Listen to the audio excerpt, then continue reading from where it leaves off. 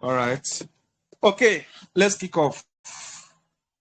All right. So, like I said before, our topic for tonight contact is the wealthy place. Can you see my face?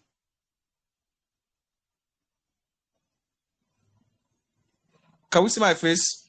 No, no, no. Okay, but you can see the screen bar. Yeah, yeah, yeah. All right, let's manage it like that. All right. So the topic is the wealthy place. Now we have a lot in this my curriculum to talk about. Actually, like we have a lot to talk about. But let me give us wait. Let me say highlights. All right. Um, you know, I I posted something day before yesterday or yesterday. Yeah, yesterday. I said that when we did a financial clarity masterclass, um, I dwelt on managing and multiplying money. Managing and multiplying money. I didn't talk about making money. All right.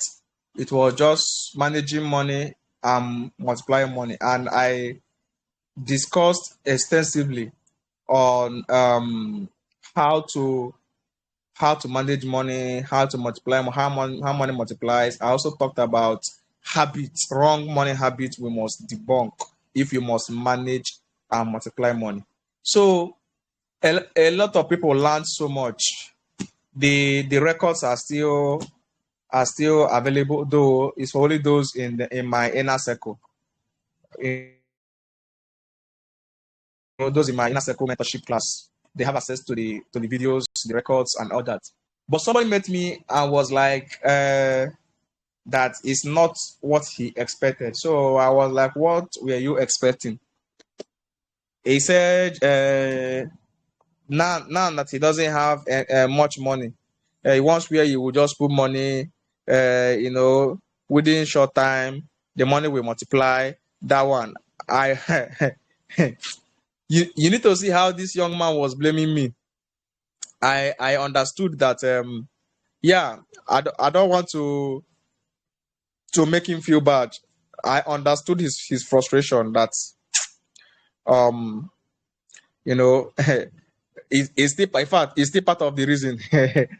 Let me not let me code it. It's still part of the problem that he has that we need to solve, because any adventure that promises you quick money is a scam. So it's a fraud. All right. So, but I still pick something from him. I later understood when I kind of interviewed those in my inner circle. I understood that majority don't have a stable source of income. So it really became a burden to me. It became a matter. So how should I help these people now? Because it's one thing to teach somebody how to manage money, how to multiply money, but what about how to get it? Because if you no be person will get will get money, see put chop, go begin the manage and multiply. If the money never reach you to sustain, what you want manage, that kind of thing. So you need to have at least enough to take care of your daily expenses, and before you can now talk about multiplication. So that's why I created this outline, honestly, so that I will show us practical steps, ways that we can actually begin our journey in pursuit of wealth. Because last I found out that these things are not jamboree. There are principles, there are step-by-step processes it takes actually to get to a wealthy place. So having said that, let me say this before we begin. When we talk about this wealthy place, I know that some of us may think that maybe there's a location. Actually, it can be a location, but I want to say that it's a state. It's a state whereby you can easily spend money without feeling it. You can remove any amount you want to remove, and yet you will not feel it. And the reason why you not feel it is it's not just because it's in abundance, but because you know how to make it back. You know how to get it back. That is, even if you lose everything from A to Z, let's say you're a billionaire now and you lose everything, you are not afraid because you know how to get it back. You know, I once shared with us that someone was asked, one billionaire was asked, if you lose everything that you have made, how long will it take you to regain everything back? He said just 18 months, 1 year and 6 months. He will become a billionaire back. I say, Kai, almost sea level. So that's what they call wealthy place. But before we start, there is a place. I'm reading my notes now. You know, not a country, not a street, not a fantasy. This thing now that I'm talking about is not a fantasy. I know all of us, we are rich in our imagination. I used to tell somebody those days, I said there's one nation whereby you are free to enter without visa, and everything there is beautiful and awesome. What is the name of that nation? It's called the imagination. You can enter there freely and come out, and that place is very beautiful. But this wealthy place is not just an imagination. All right. So it's a state of abundance. That's the right word. Like the abundance, you are so complete that money is no longer the loudest voice in any room you walk into. So you do not get pressured. You are not embarrassed with any bill, with any amount that anybody mentions. All right. So things works on itself. Whether you are awake or asleep, the money is flowing. That is what they call wealthy place. Now the Asian called it different things. For example, Africans called it the place where your hands never come back empty, like abundance. Your hand they full all the time. Then Solomon in the Bible called it wisdom's reward. You know, according to Solomon, he said that the proof that somebody is wise is actually that the person is wealthy. So, but today in this study, I will call it the wealthy place, and I have reason to call it the wealthy place.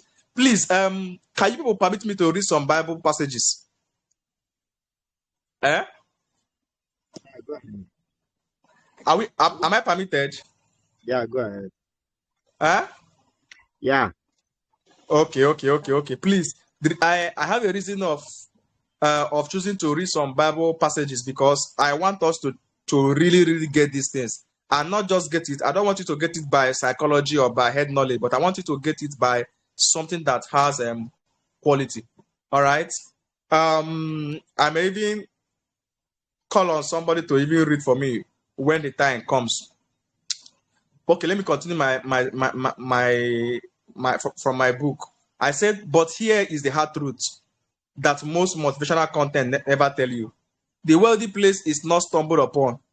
You know, this perspire to respire to acquire to maguire, all those rubbish. You see, it cannot get you anywhere. They will tell you, believe it, claim it. How they say it again? If you believe it, you receive it, Abi. All those rubbish. It does not work like that too. When it comes to wealthy place, it is built brick by brick with right ships, right attitude, and a ruthless war. Let me tell you something. In case you are in this class this night, I know that the state you are in is not the state you want to be. True of us.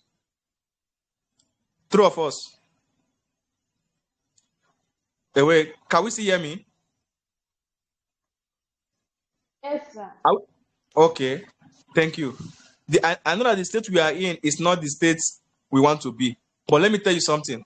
If you must change, there will be a ruthless war that we must fight. And most of these wars are not die by fire. No, it's not die by fire. No. You know, when I say war now, somebody will say, all these church people. No, it's not die by fire. This war, don't worry, I will show you the enemies. because there's ruthless war against the enemies that block your path. I will show you the enemies that block your path to wealth. So that when I tell you that you will fight war, you will not know that the war is not by die by fire or by shouting Holy Ghost fire. You will not know how to fight it. But let's go ahead. So the wealthy place. Okay, can someone here, those that have Bible in their phone, can someone read Genesis chapter 26?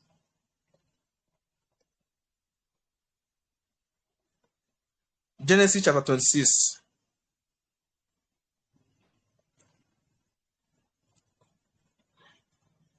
Is anybody that can read for us? Genesis 26. Okay. If nobody will read, let me open my Bible. Hope you can see my screen, right? Yes. You can see my screen, right? Yes. All right. Yes, sir. All right. So, okay, let me read from here so that those that will watch the video later will still see my screen. Okay, Genesis chapter 26. I will read from verse 1. It will be a long reading, but I want us to pay rapt attention.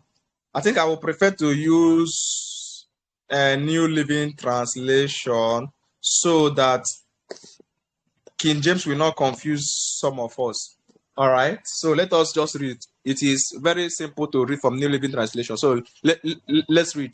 Now, a severe famine struck the land, as happened before in Abraham's time. So Isaac moved to Gerar, where Abimelech, king of the Philistines, lived. The Lord appeared to him there and said, "Do not go to Egypt," meaning that he wanted to go to Egypt, just like how Nigeria is now. Famine is everywhere. Let's say, Percy one japa, and then the Lord appeared and said, "Don't japa, do not go to Egypt. Do as I say, and stay here in this land." Excuse me. And I say, "If you do, I will be with you and bless you. I will give all this land to you and your descendants, just as I solemnly promised Abraham your father." Please let us carefully follow the reading. "I will cause your descendants to become as numerous as the stars. I will give them all this land, and through your descendants, all the nations of the earth will be blessed." Remember, we are talking about the worldly place, not just a place whereby you are blessed, but other people will become blessed through you. Verse 5. "I will do this because Abraham listened to me and obeyed all my requirements, commands, and regulations and law." So, verse 6, Isaac stayed in Gerar. Let's continue. I want to jump. Let me jump to. Okay, let us read fast. And when the men when the men there asked him about Rebekah, he said, "She is my sister." He was afraid to admit that she was his wife. He thought they will kill him to get her because she was very beautiful. I like the way King James put it. Let me. King James said, "Lest the men of this place kill me for Rebekah because she is beautiful to behold." If you read it in Old King James, it says, "Because she was fair to look upon." I like this language very well. If you know me very well, you know that this is my language. Meanwhile, this is where I saw it first. She was fair to look upon, very beautiful damsel. But some time later, Abimelech, king of the Philistines, looked out a window and saw Isaac fondling Rebekah. Husband, take notes how to treat your wife. Abimelech called for Isaac and exclaimed, "She is obviously your..." Who is that? Excuse me. Who is that?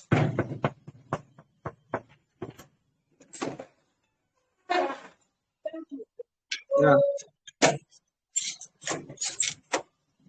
All right. Sorry for that interruption. So let us read down.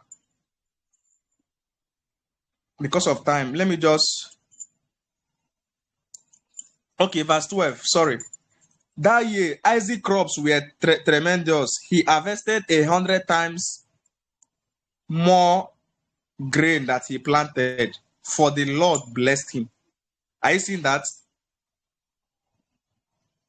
So, New King James said, then Isaac sowed in that land and he reaped in the same year 100-fold, that times 100.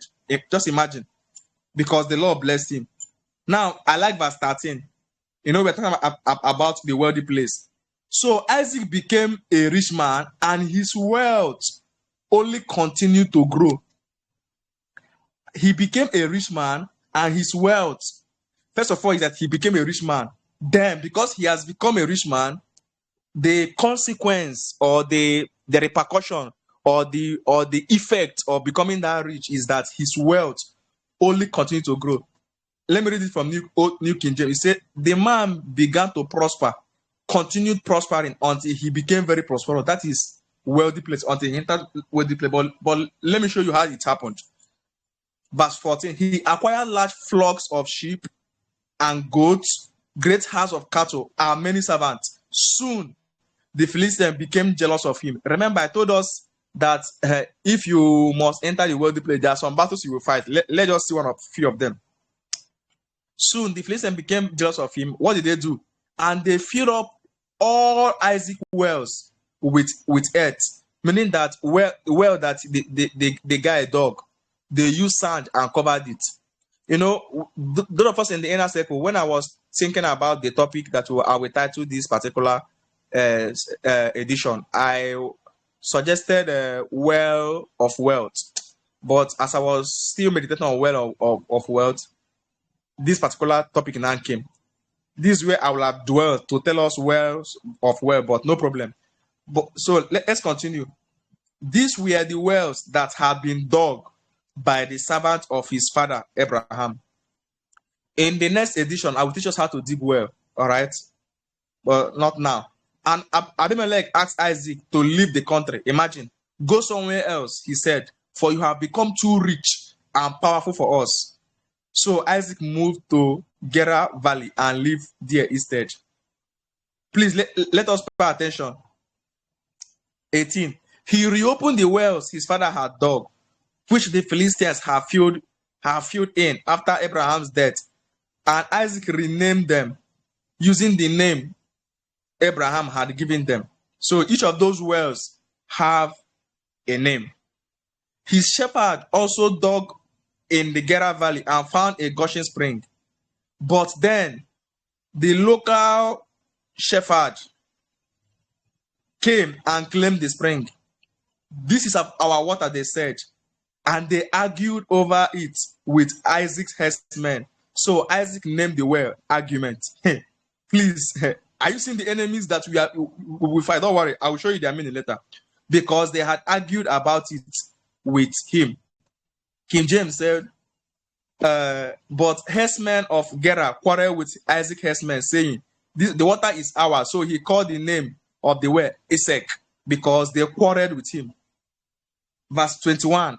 Isaac men then dug another well, but again there was a fight over it. So Isaac named it opposition.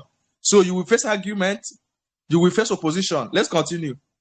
Abandoning that one, he dug another well, and the local people finally left him alone. So Isaac called it room enough. This is where wealthy place comes in. For he said, at last, the Lord has made room for us, and we will be able to thrive. That is wealthy place. Let's see it from different translation. Message say he went on from there and dug it another well, but there was no fighting over this one. So he named it Rehoboth.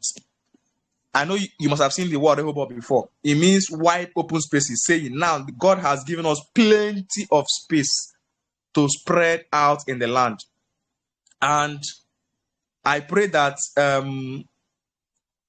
by the time we finish this edition, some of us will receive inspiration that will bring us into our wealthy place, into our Rehoboth, in the name of Jesus.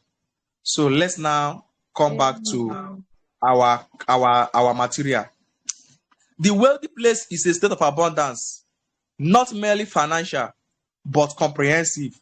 It is the condition which a man or a woman has so aligned their mind, habits, relationship, actions with the laws of prosperity that resources flow to them consistently and they have more than enough to, number one, to live, number two, to give, number three, to leave behind. Number one, to live. So you have more than enough to survive on, to live on. Number two, to give. You can give any amount you want without you feeling it. Then number three, you can leave many behind. Bible says that a good man leaves what? An inheritance for his children. Not just his children, for his children. So now, if you check the place we read, you will find out that this journey to this wealthy place, no be church or church. It's not a journey of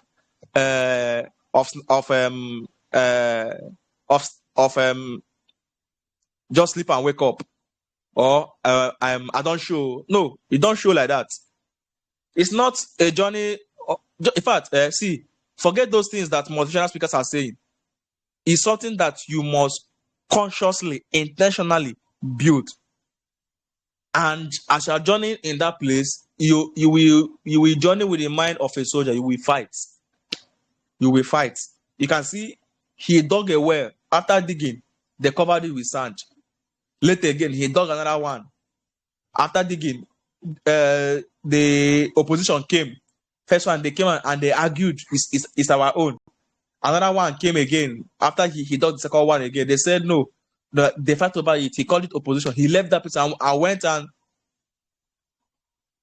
dug another one before they now left him alone. Before he entered his Rehoboth, his wealthy place. So it's not something that you say, please, can you snap me unaware? No, you must die aware. It's not snap me unaware. If you must enter the wealthy place. Now listen, the wealthy place is not having a lot of money today and then tomorrow you start praying for God to send you a helper. It's not having money today, tomorrow you start looking for urgent 2K. No, that's not a wealthy place. If you have, let's say, 10 million today and tomorrow you don't have again, you have not entered your wealthy place. In fact, if you can still have to work and do something for that money to come, you have not entered your wealthy place. So wealthy place is not showing off on social media why you are struggling in private. It's not showing us that you are living large, going beside motor to snap picture, going to fine houses, to hotels to snap picture, to post, to show us that you are doing well. I heard a story of a man recently. Last Christmas, actually. The man hired a car, one big Jeep. I've forgotten the name. But the Jeep worth more than 100 and something million. But the hiring, he hired it for 3.5 million. Just to use it to come back to the village to show off in the village, so that the village people will see that he's doing well. So he drove from Lagos going to village. On his way, the car crashed. He had an accident and and the car was disfigured. Baba started crying. So wealthy place is not showing off wealth, all right, that you don't have. Wealthy place is not winning a contract once and calling yourself wealthy. No, it's not a destination only for people born with connections or silver spoon. No, it's not reserved for people that maybe because they are rich. No, all of us can get there, and that's why we are teaching this class tonight. Now, let me tell you what the place is all about. Is a sustained, directional, purposeful abundance.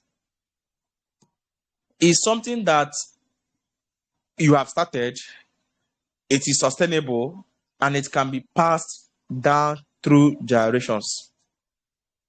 For example, now, look at Dangote. That man is in his wealthy place. His children can never be poor. Even if the whole witches and wizards in Nigeria join together to curse him, it will not work. Because he has paid the price for that. The man has entered what? A wealthy place. Number two, wealthy place is access. It's where you have free access to anything you want. You can go anywhere. Only, oh, in fact, your name alone is a key. So, it's a key. It can open any door. Your only name. Oh, imagine if you enter now to somewhere and say that you are a son of Elon Musk. It's a key. It can open any door. Free access. Number three is all about influence. Yeah, influence. That is true wealth. There's a kind of wealth you will have now. It begins to command influence. People like Bill Gates now, they are active today because they are still influencing people. They are using their wealth to influence people. That because they have entered wealthy place, so he can give out any amount he wants in charity, and he will still be fine. So it's legacy. Something your children will benefit from. So please, as you are here now, listen to me. Just trust God that your mind will be stretched, so that you'll be thinking of what will I do? What will I create? I know that my dad didn't give me anything. There's no family business, nothing. What will I create that when my children come up, I will hand it over to them? It is true that you came from poor family, but don't allow poor family to come from you. If you allow poor family to come from you, it is your fault. You came from poor family, it's not your fault. We forgive you. We understand. But if poor family should come from you, it's your fault. So I want you to have that in the back of your mind as we continue this lecture. Let's be fast. Now think about it this way. Let's check out this one. Abraham returned from rescuing Lot, his nephew in the Bible. He came back and the king of Sodom wanted to give him some stuff. He reclaimed everything that those kingdom had, the gold, the silver. He spoiled the people that kidnapped his nephew. And when he came back, the king of Sodom was like, he can have it now. He told him, Oga, carry your property. Before tomorrow now, you will say, now you make Abraham rich. That is a state. Baba has entered a place whereby no amount of wealth can move him. Baba is already rich. In fact, he's wealthy. All right? That's what they call it, a wealthy place. It's a place of balance and stability. Nothing moves you. Yeah, the Bible said that the blessing of the Lord maketh rich, and he added no sorrow. So, permit me for us to now look at those enemies to the wealthy place. If this is the only thing I teach this night, and you people grab it, I know that I've fulfilled my assignment. These enemies to the wealthy place. Let me read what I wrote here. Every great destination has gatekeepers trying to stop you from arriving. The wealthy place is no different. These enemies do not always announce themselves. And I know you must have been thinking, okay, why is it that not everybody is rich? They say that the rich gets richer, the poor gets poorer. Why is it that the gap is so wide? You will soon find out. Yeah, you will soon find out. So these enemies do not always announce themselves. They wear the costume of culture.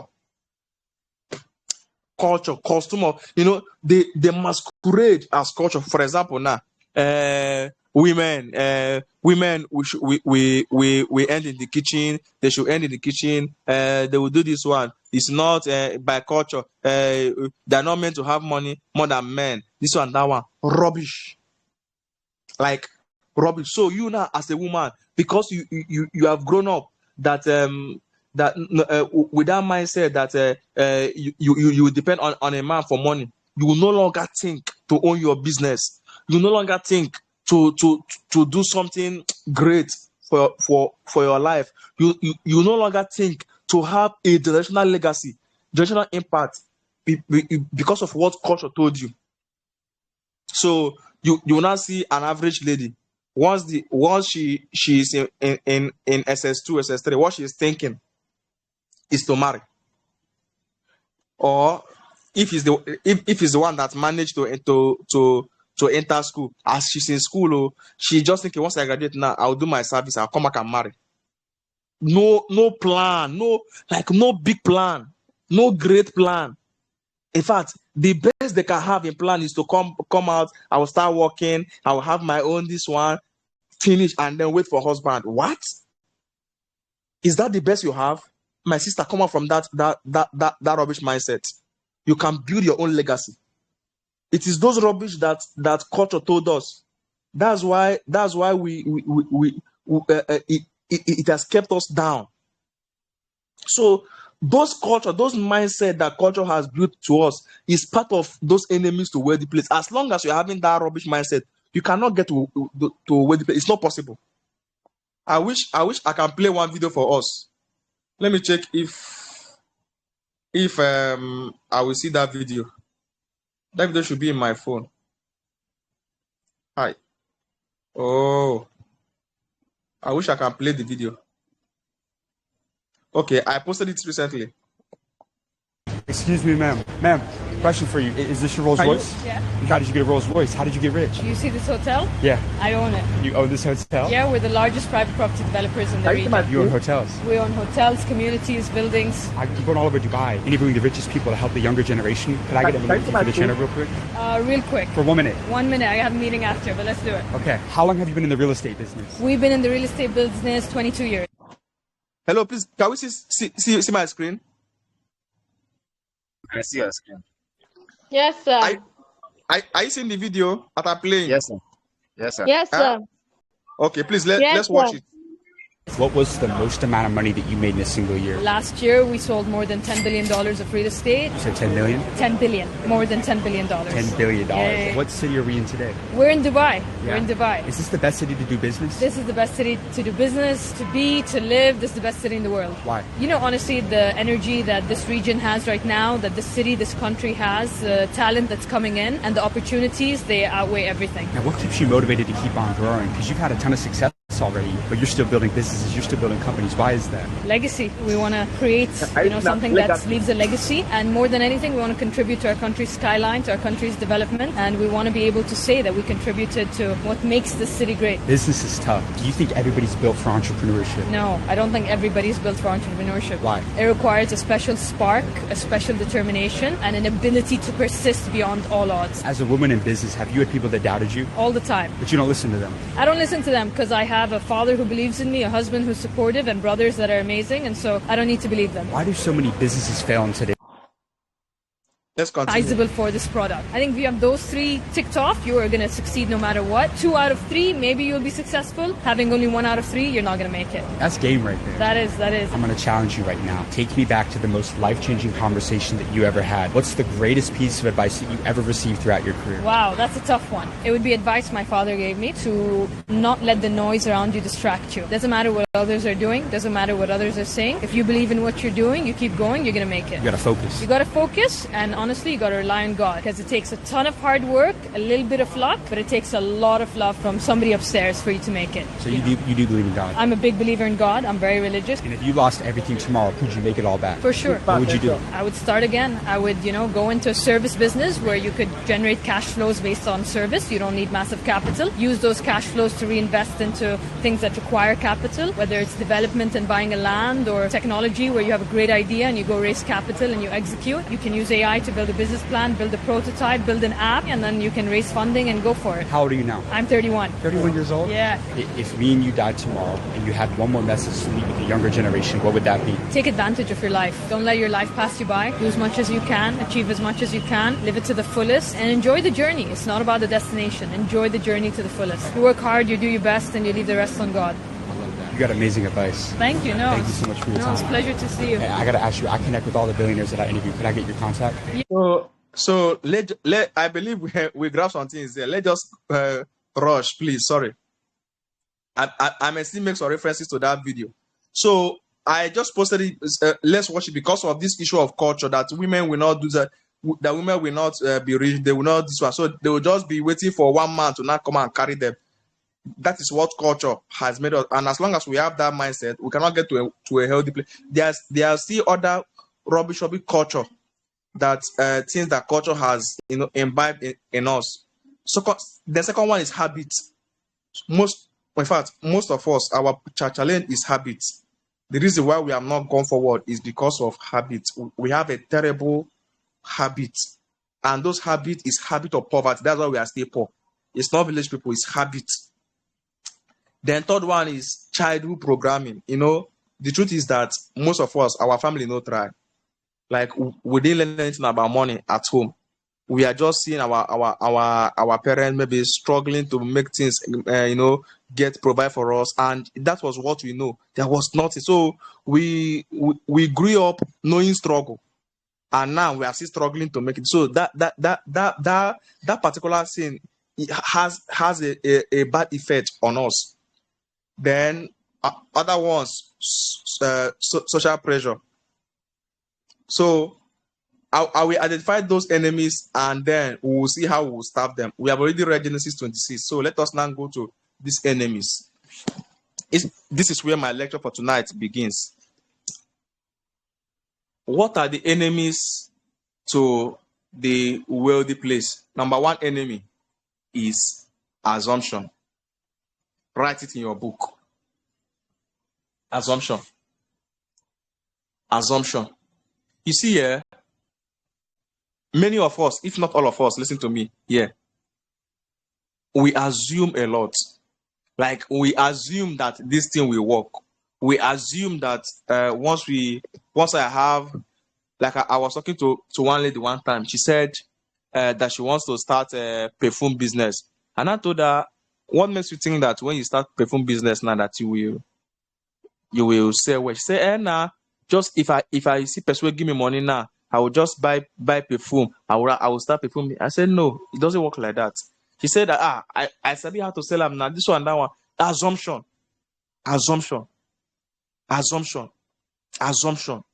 We assume a lot.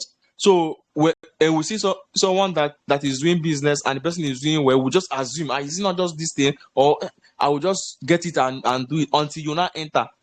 You now do it, and then body go on tell you. So assumption is the arrogance of believing that you know already. In fact, is the worst form of knowledge. That is the worst form, because you are thinking that it's this thing. Meanwhile, it's not that thing. As long as you are assuming, you cannot assume yourself into the wealthy place. You are taking it this way. In fact, assumption is a nature of a child, of children. So it is the man who walks into a meeting and does not listen because he thinks he already knows the answer. It is that young entrepreneur who launches a product without testing the market because I know my people. So assumption has very many businesses in Africa. Honestly, this is my own story. In 2020, when during that COVID-19 time, I had Ethereum. That was 0.98 Ethereum that I had then. I didn't know much about crypto. My knowledge on crypto was still on assumption. So it was rising and falling. So that time, the thing rose small. I said, let me sell it before it will fall again. And somebody was telling me then, don't say this and don't say this. And this is the second Bitcoin. I said, no, I will sell it. I sold the Ethereum. But that I sold it was not just the painful part. I now use the money to go and establish a poultry farm in my sister's place. I then assumed that since when we are growing up together, we reared chicken, we reared goats, we reared sheep and all those things. So I assumed that she will know how to manage it and all that. Actually, I was not wrong. She tried her best according to her knowledge. But you know what? I lost everything. Not even a dime from that investment came back to me. I lost everything, both the capital, the everything. In fact, the summary of the whole thing is that things fell one day and crashed the poultry farm, and the chicken died, everything. Assumption. lack of proper knowledge. I built a shabby poultry farm, spent a lot of money, wasted money. Please don't assume. Before you venture into any business, study that. In fact, study that business very, very well. Make sure you understand everything about that business before you enter, so that you're not gonna start learning the hard lessons by experience. So don't assume yourself.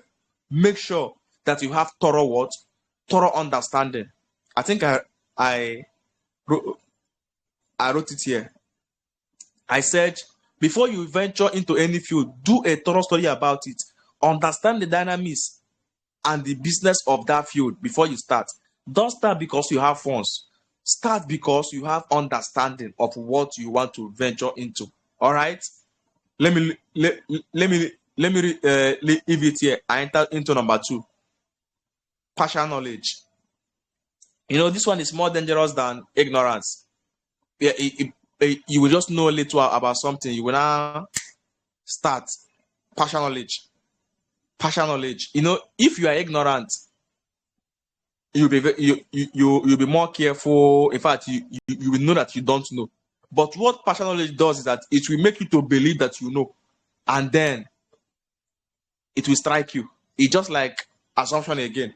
But this one, that is, you are not even assuming. You are thinking that you know. All right. So don't start business because you have little information about it. No, have thorough information about it. Elon Musk is one of the most studied men alive. He does not just invest in rockets. He reads physics textbook. I've watched this interview several times. He'll be talking physics. Like, that man understands physics. That's why he was able to build all these spacecraft and all those SpaceX and all that. He understands physics. The man is damn good. He's damn good. So when he got into rocket business, he did not just hire engineers. He became one. So one thing about this thing is that nobody will come and be giving him misinformation because he understands the whole thing very, very well. All right. So full knowledge made him unstoppable. So if you must get to this worthy place, you must fight the enemy of partial knowledge. Don't know little, know much about that thing. If you are into fashion designing, know very well about fashion designing. If you are into, know very well about it, like know it like you know your name, like ABC. All right, because this thing now is one thing that has killed us in Africa. For example, now an African youth, the fashion knowledge looks like this. I know someone who made 5 million naira in crypto, and then you now rush and carry your school fees and put it into one shit coin. I remember those days, 2021, 2022. That time they are saying crypto is the next, this one, crypto is the next, this one. See me now, oh God. Person don't move for this life. Oh. I went and carried money and be buying shit coin. Those days we bought Save Moon, Save Power, Save this, Save that, Save Mars, buying plenty shit coin. Last, all the whole money wasted like that. Don't just put money because of the rush. Have knowledge, understand this very well. This, in fact, that thing that makes you to just bring money. Let me invest. That thing is part of the poverty mentality. Rich men, they don't invest anyhow. They make sure they understand where their money is going to. Let me rush to number 3, which is like the first one. It's ignorance. These 3 things now. I'm dealing with the issue of knowledge. Ignorance. This one is willful blindness. You don't know and you don't want to know. It's as long as you are ignorant in any part, you cannot go forward. Ignorance is like blind. It's like darkness. You cannot see through it. All right. So the Bible says that my people are destroyed for lack of knowledge, not for lack of money, not for lack of connection. No, lack of knowledge, because they know not, neither do they understand. The whole place, the whole family is filled with poverty because what? They know not. They don't understand the principles. In fact, let me tell you the honest truth, the simple truth, very, very honest. The reason why you are still in this condition now is because you don't know much. The fact that you are still struggling is a sign that leave this place. I'm busy. The reason why you are still that place is because of that knowledge gap, that deficiency in knowledge is the reason why you haven't entered that realm that you want. But let me quickly leave here and enter the next enemy, so that I will show us the ships that will take us to the wealthy place. Please, are we still following? Yeah. Am I too fast? No. Ifechuku, go to the room. Go to the room. I'm busy. To stay here. Then don't make noise.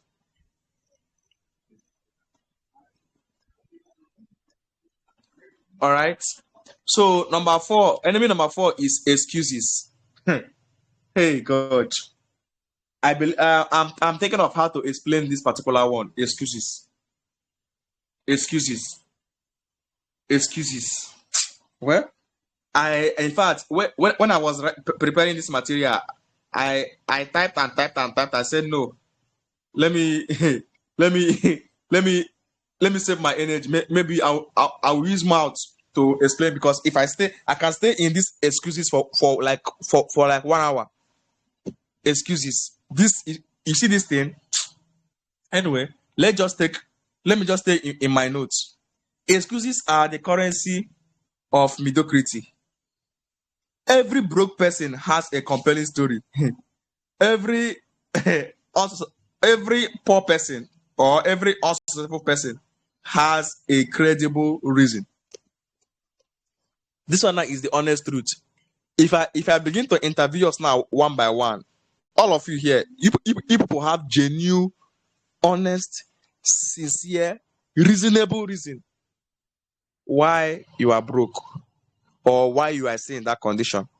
If you see a student that failed exam, that student has an honest reason why he failed exam.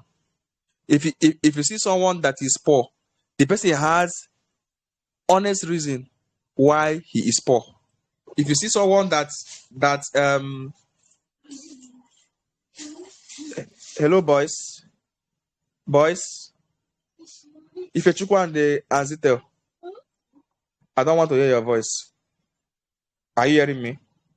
I'm in a meeting, so either you go to the room.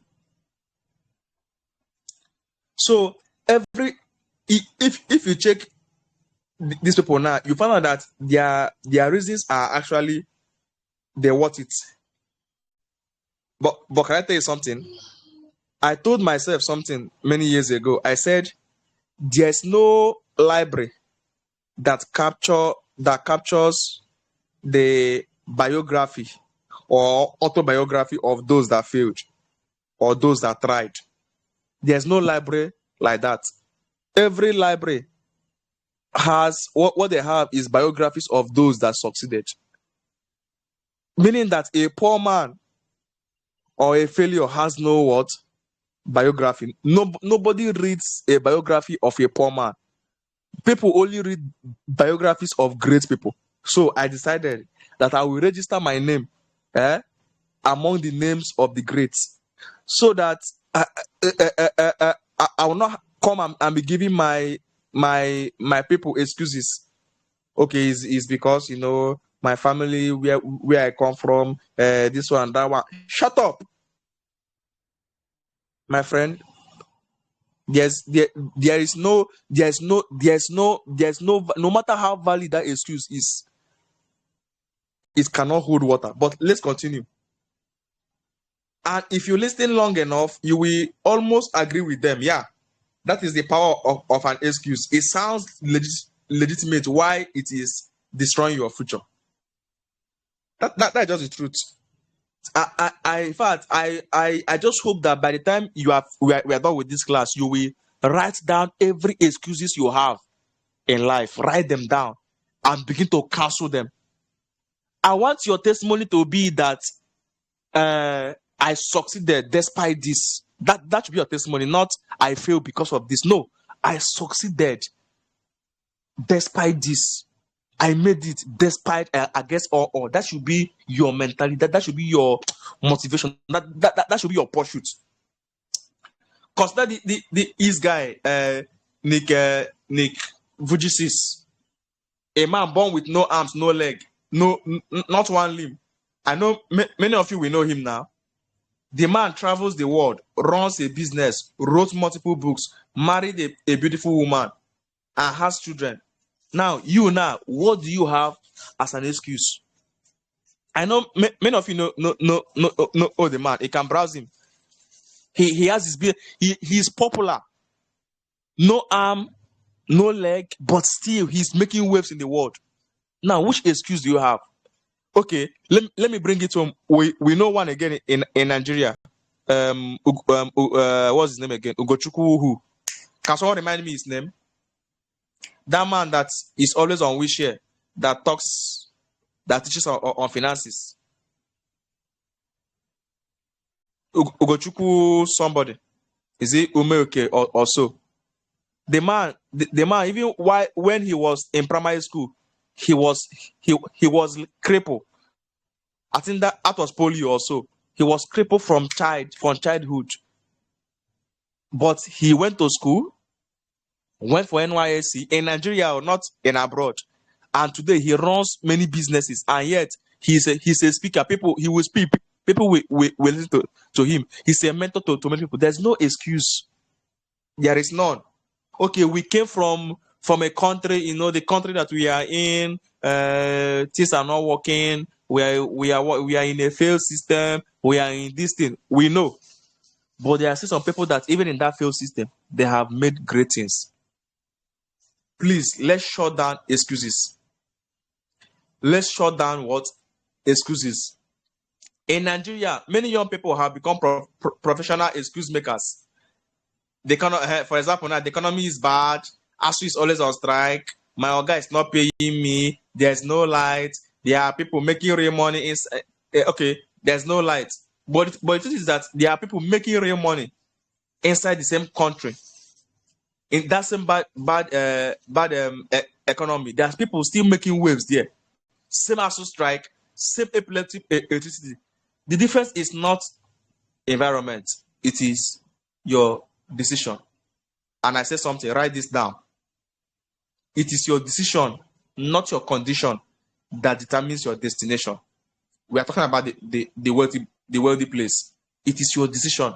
No matter how terrible your condition is, it is your decision. I don't care your condition. It is if you decide today that you will cancel out these excuses and be determined that you will succeed against all, my dear, that your decision is very powerful. It will be backed up. You back it up with action. You will see yourself in the wealthy place. Just come with me. You are born poor, yes, but if you remain poor, it is your choice. That's why we are teaching you this. You can see where I was writing. So stop looking for reasons why you are not wealthy and start looking for reasons why you must enter your wealthy place. You must shut down every excuses and go all out and succeed against all. Tell yourself this thing. Omo, I must make it regardless. I like that word, regardless. You tell yourself every day. Anything that happens, I must make it. I must overcome it, regardless. Tomorrow we go again. Tomorrow we go again. I failed today, no problem. Tomorrow we go again. Excuses are also sign that you are not interested in any adventure. Yes. Anytime you are giving excuses, let me tell you what is happening to you that you don't know. You are just telling the God of wealth. You are telling the God of wealth that I am not interested. Yes. Anytime you are giving excuses, it's a sign that you are not interested. I once served as a fellowship president when I was an undergraduate. So those days, I told my leaders, no excuses. Even if you are dying, you must come to meeting. You must come to fellowship and die there. If you die, we will wake you up. They said I'm wicked, I'm ruthless, I'm this, I'm that. I didn't change you. I told them. In fact, to the point that, in fact, I was that harsh. I had zero tolerance for excuse. Later, I met my father in the Lord. The same thing. He has zero tolerance for excuses. Then last week, I was listening to one man of God again. He said something. He said excuses are a sign that people are not interested. When people are not interested in anything, rain is falling becomes an excuse. Hey, I shouted. Rain is falling, it becomes an excuse if they're not interested. My battery is down, it's not an excuse. What else again? There's no light becomes an excuse when people are not interested. So if you are giving excuses, you are telling the spirit of wealth that you are not interested, and guess what? They will not take you serious. They will allow you to continue suffering. So rain is falling, I don't have network, the distance is too far, my phone battery does not last, my battery was not charged.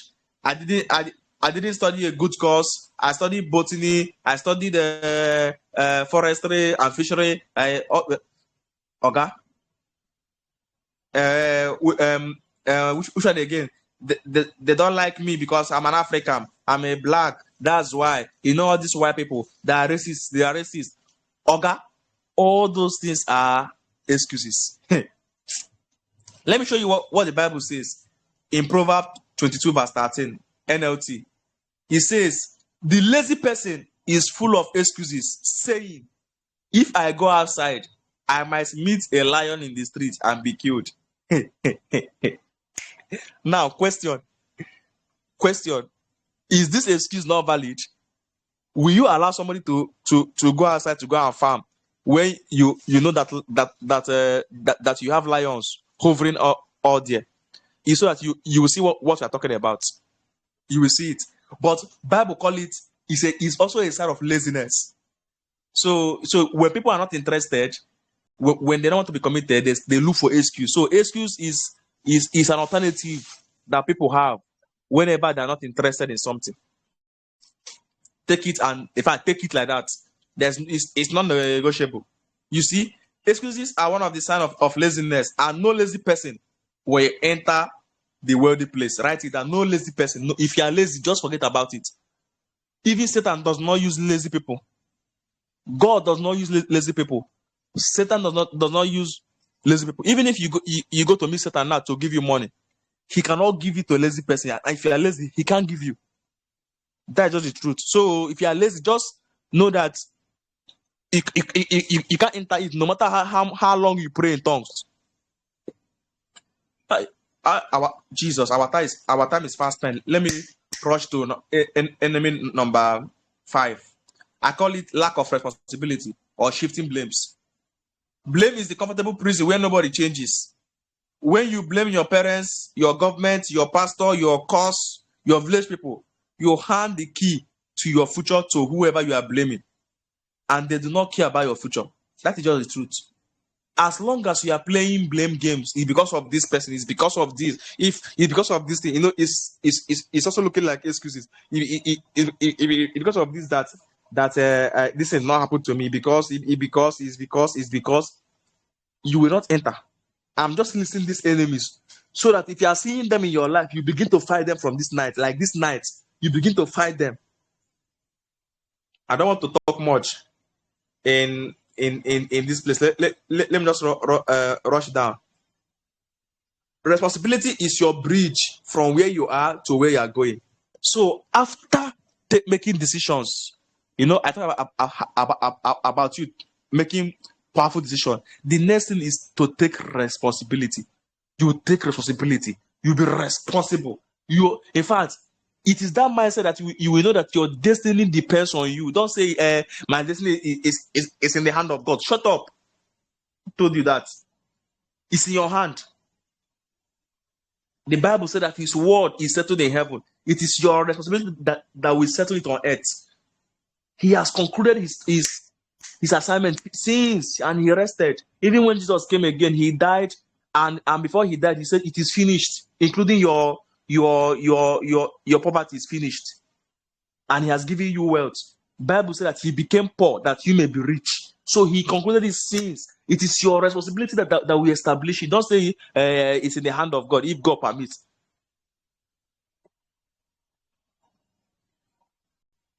So as long as you are still looking for who to blame or what to blame for your poverty, you can never come out of it. You must take that responsibility. So shifting blame was part of the processes involved in transferring dominion in the came the woman.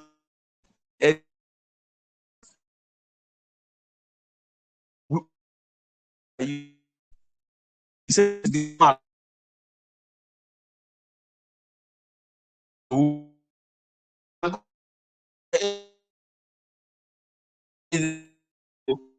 that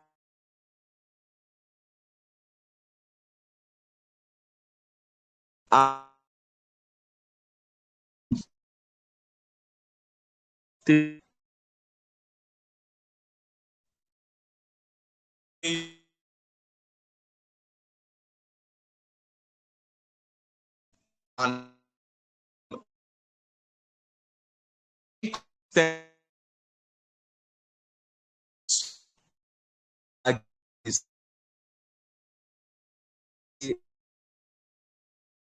and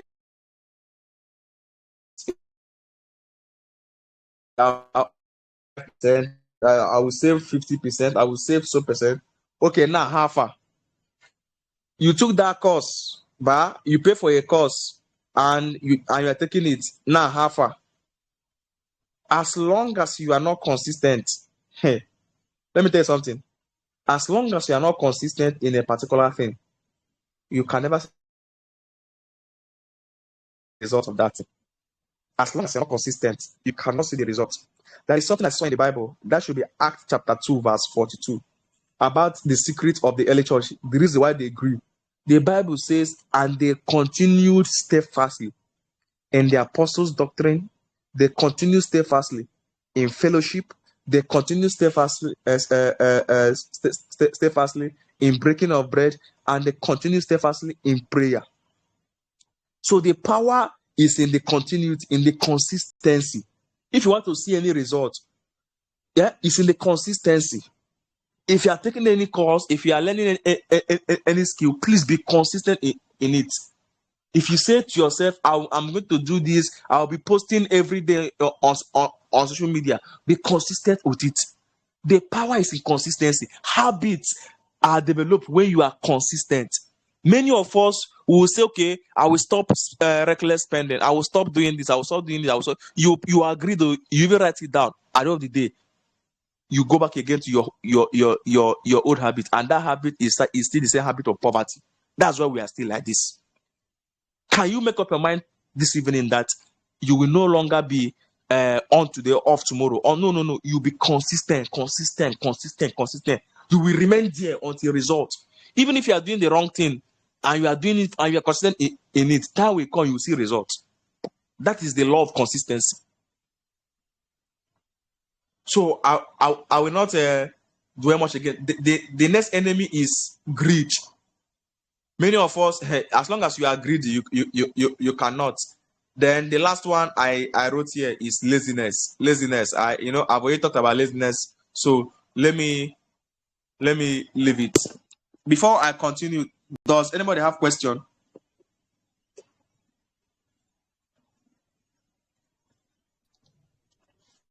Sir, please, I didn't get the point before. I think what I was able to get is assumption, excuses, greed, laziness, Okay. inconsistency. I know that there's another point, sir. They actually 8. I said number 1 is assumption. Number 2, partial knowledge. Number 3, ignorance. Number 4, excuses. Number 5, lack of responsibility or shifting blames. Number 6, inconsistency in subscribing to principles of wealth. Number 7, greed. Number 8, laziness. So these things are enemy. As these are enemies, you must fight. You must fight it, fight them. If you must enter your wealthy place. Now, let me now take us to the main course for the night. Okay, sorry. Another question? Another question, please. Does another person have question?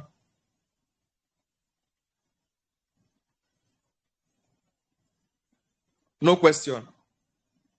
Okay. From what I'm seeing here, only few persons that are in this class are in the inner cycle. Only few persons. Wow, wonderful. Okay. It's like before they will get it, they will have to pay for it, because this edition is meant for them. Although I extended it to every person to participate, because I want to make it free. But since they are not available, they may likely have to pay for it to access it. So let us go to the ships, to the wealthy place. You know, ship is a vehicle. We know these are vessels that will carry you from where you are to where you want to be. All right. You know, ship is a vessel that will take you from one point to your destination. So in this case now, our destination is the wealthy place.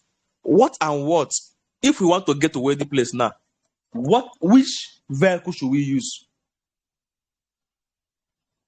What and what should I subscribe to? And I'm very sure that it will take me there. What and what should I start doing? Or if I start doing it now, I am certain that I must get there. What are the sequence of events or sequence of processes that I will have to undergo if I must be transformed, if I must be changed to get to a wealthy place? That is what we want to look into now.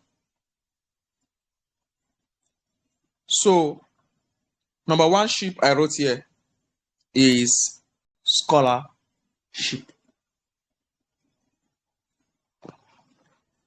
Are you still with me? If you are still with me, say I'm with you, sir. I'm with you, sir. All right. Thank you, Vivian. Thank you all. So, number one ship is scholarship. I know that when we hear scholarship, we are thinking of maybe getting a grant that we pay for your tuition fee, and that is scholarship. No, that's not what I mean. Yeah, that one is the number one meaning of scholarship, but there is a second meaning of scholarship. Scholarship is a state now of being a scholar, of being a learner. Actually, the first principle of wealth is that the amount of wealth you will gather is directly proportional to what you know. So, someone said that your earning capacity is determined by your learning capacity. So, the more you learn, the more you earn. The more you learn, the more you earn. The more you learn, the more you earn.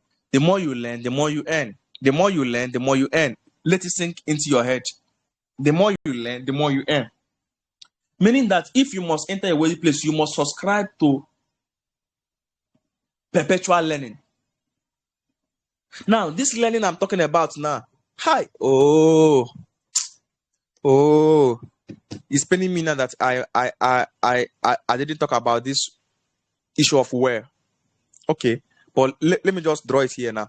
Okay, now this learning I'm talking about now is focused learning, like intentional learning, not the one that you are reading and your mind is somewhere else. And like you are learning to become, you are learning to apply, you are learning to grow, you are learning to produce results, not learning to fulfill all righteousness, not learning to clear your guilty conscience that it's been long I read though. Let me go and read. No, intentional learning, focused learning, deliberate learning. That is scholarship. In fact, Bible says, study to show yourself approved before God. the challenge we have is that many of us we are studying to fulfill all righteousness. Meanwhile, Bible did not tell us to study to fulfill all righteousness. It says study to show yourself approved. It is that kind of learning that we call scholarship. You must subscribe to the fellowship of scholarship. You must be humble enough to begin to learn. Give yourself to learning. Let me show you how these things work. Number one way is your normal formal learning in the school. For example, now if you want to become a doctor, you enter school. There's a focused, arranged,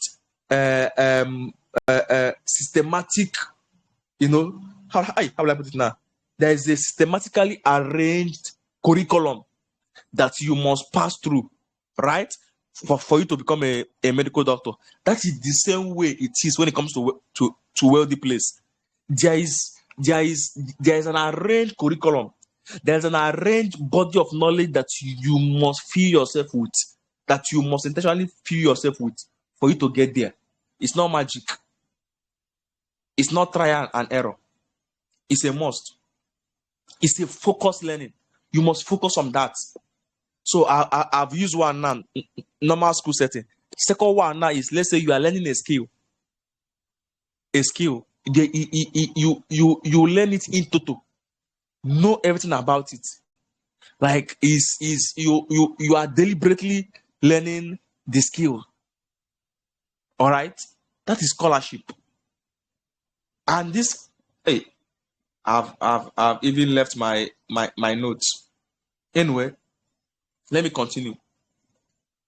So you must be humble enough to keep learning. As you are learning principles of wealth. You are going for trainings. You are going for conferences. You are improving daily. That is scholarship.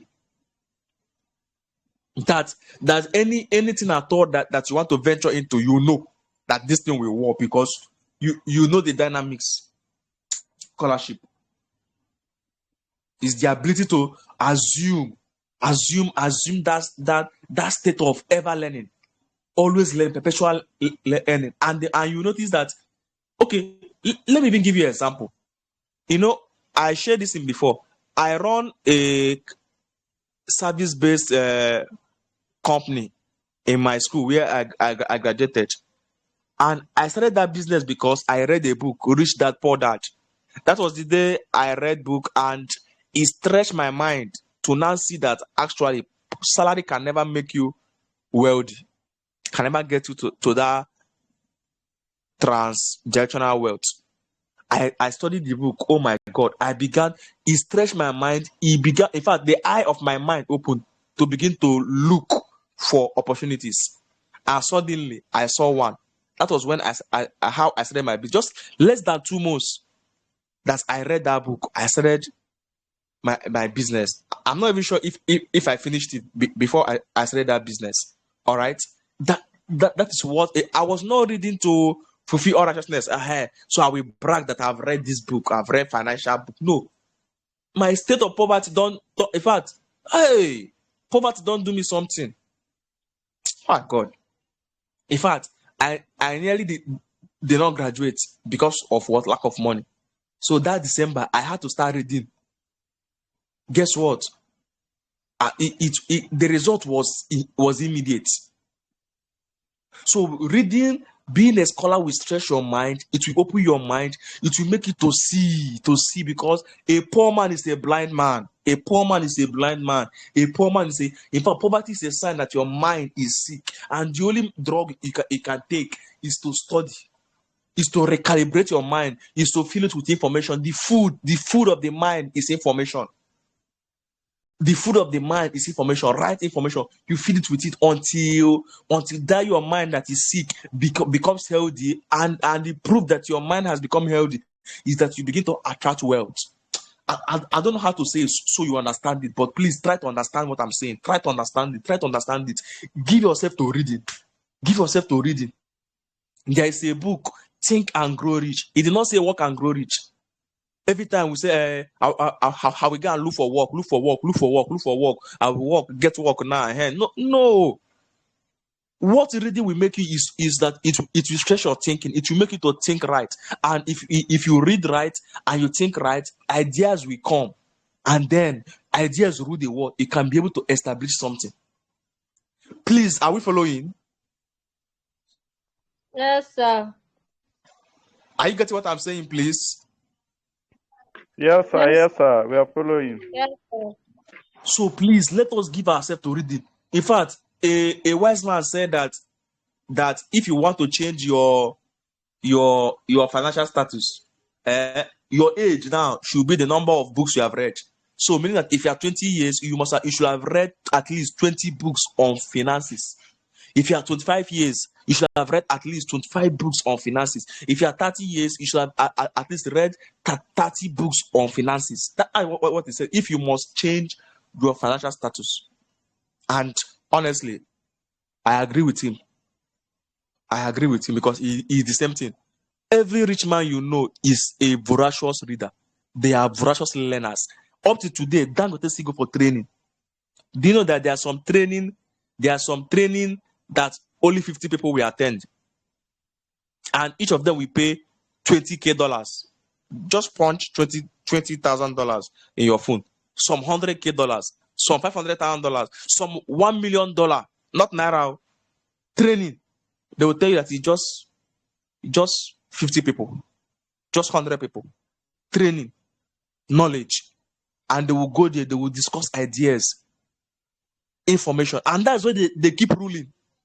They keep ruling over us, those rich men. So please, if you want to join them, if you want to leave the camp of poor people and join the camp of rich people, please do what they do. Once you begin to subscribe to the habit of the rich, my brother, you become rich. It's not village people. If you and I begin to subscribe to their habit, begin to practice what they practice, Oga, you will become what? Rich. No amount of witchcraft will stop you. That's what I'm telling you. Well, let me not. Jesus. 8:27. Let me enter the second one. Apprenticeship.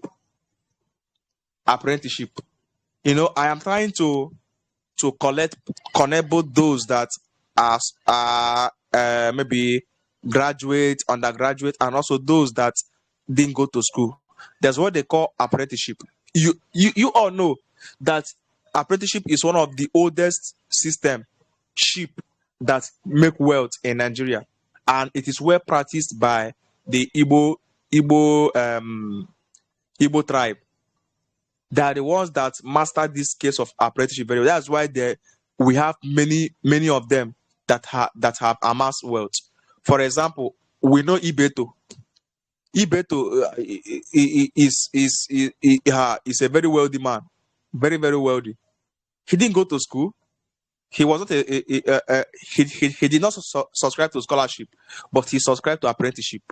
At the age of I think 11, he was already serving someone, and after serving his master, they settled him. He's already building wealth. Today, the man is a billionaire, multi-billionaire. Ibeto. Another person is Cosmos Madoka, Koskari, CEO of Koskari's Motors. Also from Uneo. He also served his master and he was settled. The same Igbo apprenticeship system. Today, he also owns multi-billion company. In fact, these names I'm calling, you can go and browse them out and check and read about them. It will stretch your mind. So you see there's no excuse. In fact, Cosmos, his dad died very early. So there was no hope, but he strove and survived. And today, he's also an authority. So this apprenticeship system is a way whereby you learn on the work. Remember, it's all about knowledge. You learn practically how to do it. You know the dynamics of it. You are there. You are seeing how they do the business. You learn it. You know how to attract customers. You know how to treat customers. You know how to do web view. You know how to. That is apprenticeship. And if you are doing that apprenticeship, make sure that you maintain a habit or a character of integrity. Don't steal from your master. So this one is one of the easiest way for you to make wealth. It will take time, but I assure you, if you do it very well, there is always hope in it.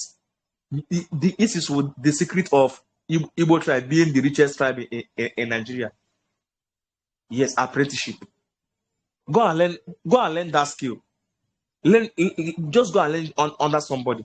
Whether it's Almaco, is how to install solar, how to whether it's even what they call it again, fashion designing. There are many of them. Go and learn it, and be faithful in it. It will still take you to that wealthy place. Yes, apprenticeship.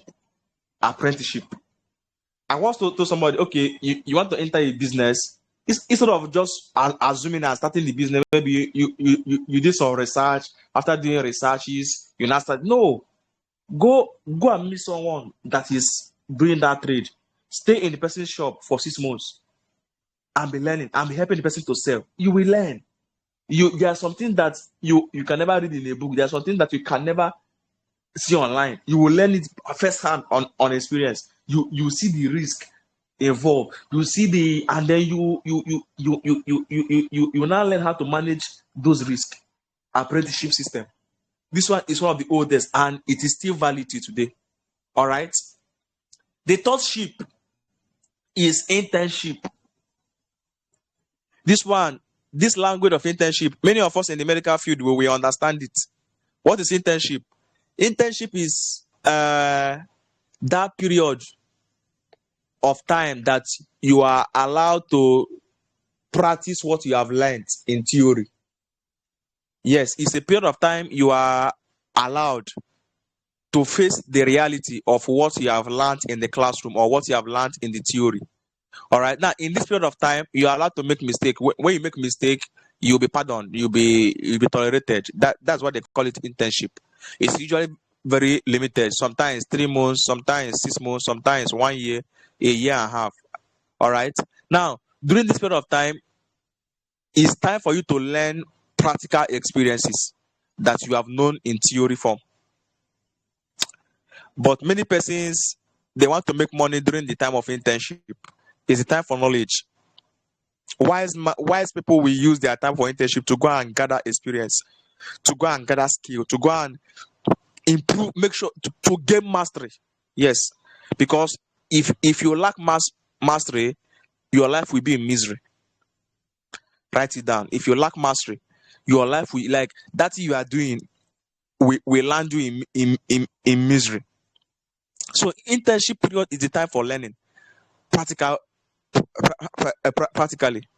Let's say, for example, now you learn video editing, or you learn project management or product management. After learning it, go and look for where you will do internship. Now, when you apply for internship, you will now begin to apply those things you have learned in theory form in experience. And I'm saying again, during your time of internship, don't put your eye in money. Let them pay you 1,000. Let them pay you. No. Use it to build your portfolio. Use it to build your experience. Use it to build your expertise. Use it to develop competence. That is the mindset of one that we get to the wealthy place. And I wrote in my book, I said that the greatest intern I know, I am is personal. The reason is personal is in my own opinion, because you may go online and see other great interns, but in my own research, or better say, the one that I can relate with now, the greatest intern I know that is currently is Shozi Chiu. Shozi Chiu is the CEO of TikTok. We all know TikTok. In fact, I know that almost all of us here are on TikTok. The current CEO of TikTok was an intern in Facebook in the year 2009, when Facebook was still booming.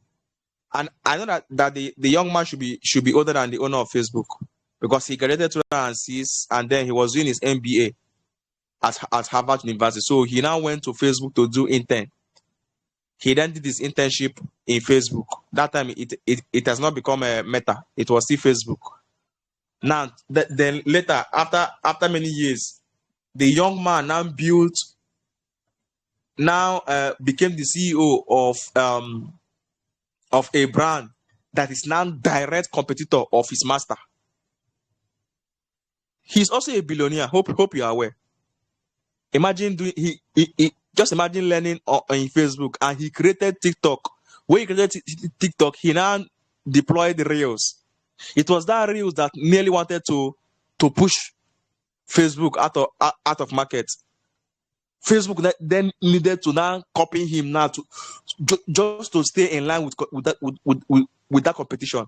Just imagine, he built something that became the only brand that was able to shake Facebook, TikTok.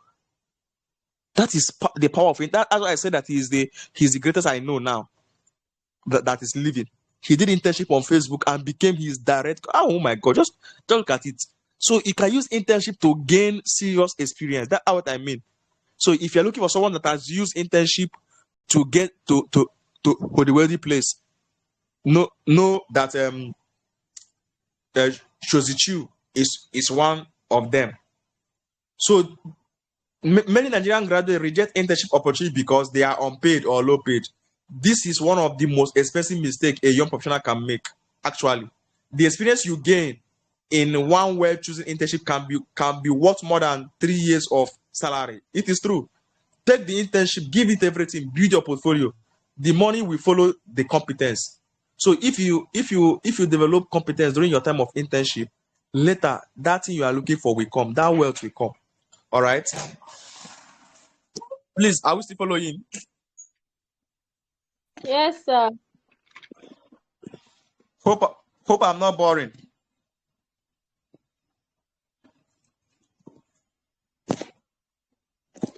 Is it boring?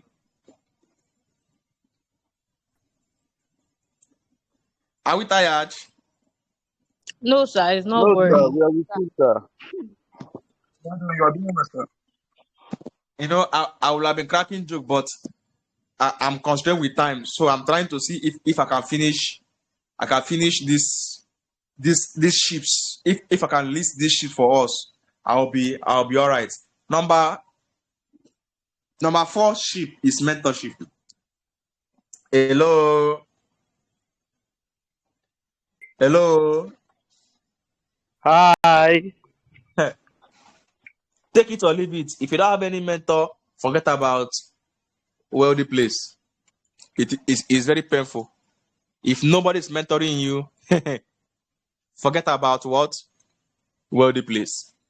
I can, in fact, this not saying now. I can say it anywhere, in front of anybody. If you don't have any mentor, forget about it. You can never get to a wealthy place. Let me read some of the things in my material. Mentorship is perhaps the most powerful ship in this fleet, actually. Yeah. A mentor is not just someone who gives you advice. A mentor is someone who has already walked that path and will shorten your own path. It will shorten your journey by years, sometimes decades. The easiest way, in fact, the cheat to getting to wealthy place is mentorship. In fact, that ship is a cheat. Let me say cheat. Like, you know, those days school they call cheat. Almighty formula or they call it shortcut. So if you need the shortest cut to wealthy place, just take ship, mentorship. Other ships we go on water, but this particular one they fly. I'm telling you, mentorship it will fly you like to fly you from behind to where you're going. Mentorship. If you don't have any mentor, just forget it. And if you're a Christian here listening to me, I can give you from Bible. Many of them. Number 1, we know Moses and who? Joshua. Do you remember Moses and Joshua? Moses mentored Joshua. Last, it was Joshua that carried the Israelites to the promised land, their wealthy place. Second one, we know Abraham and Lot. You know, Abraham was the guy that was given the mandate, the blessing, right? There was no place captured that Lot will be wealthy. But if you read the book of Genesis chapter 13, just read 12 and 13, and maybe stop in 14, you find out that there was no place it was captured that Lot will be rich. But the Bible says, and Lot went with him. So the only thing that happened, the only qualification that happened for Lot to become rich, to become wealthy in cattle like Abraham, was just because he went with him. So please, let me ask you, who are you following? It's a big question. The person you are following determines where you will get to. If you like, be following Asake and all those people online that they don't give you principles or their strategies of how they get their wealth. You can never get there. Who are you following? Jesus met a fisherman, or he met fishermen, people that are unschooled, and he told them, "Follow me, and I will make you." That is the secret. There was no place that these guys will become an apostle.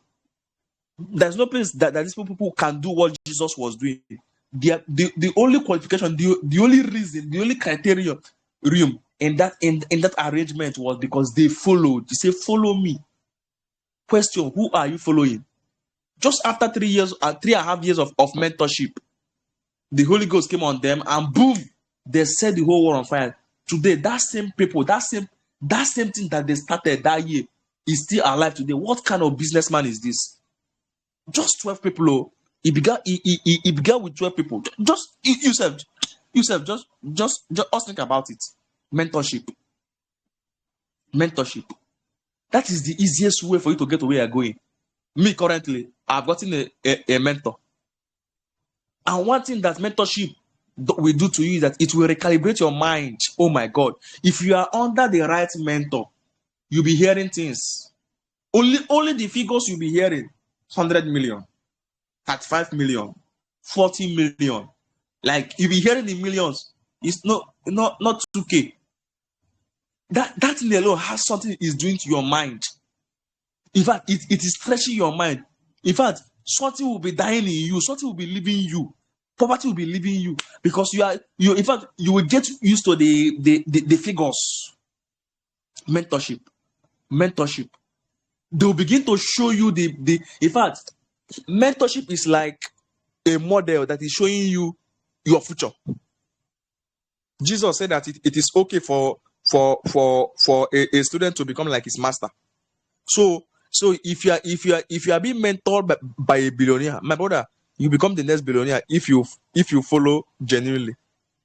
There's no village people that will stop you from becoming a billionaire. I will still give you the third assignment. Just go online, research on this thing. I believe I captured it in my notes. Yeah, I did. It's here.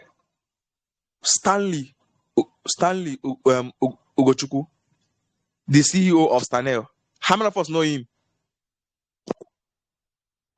Please, do you know Stanel? Hello?